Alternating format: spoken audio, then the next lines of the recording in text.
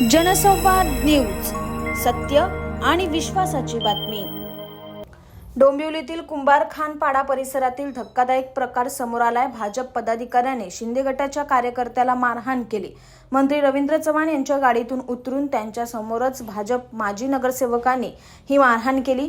भाजप माजी नगरसेवक विकास म्हात्रे आणि शिंदे गटाचे कार्यकर्ते मेघराज तुपांगे यांच्यात हा वाद झालाय। वादाचे कारण अद्याप अस्पष्ट आहे। निवडणूक मतदानाच्या दिवशीचा हा सीसीटीव्ही व्हायरल झालाय।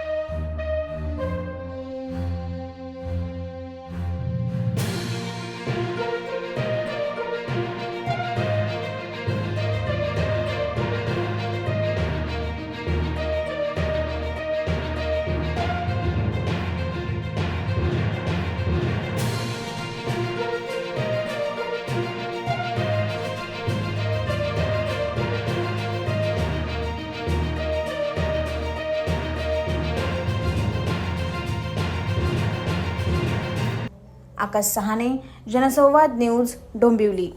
जनसंवाद न्यूज, सत्य आणि विश्वासाची बातमी। आजच सबस्क्राइब करून बेल आयकॉनला क्लिक करा आणि पहा ताज्या घडामोडींचा अचूक अंदाज आपल्या मोबाईलवर।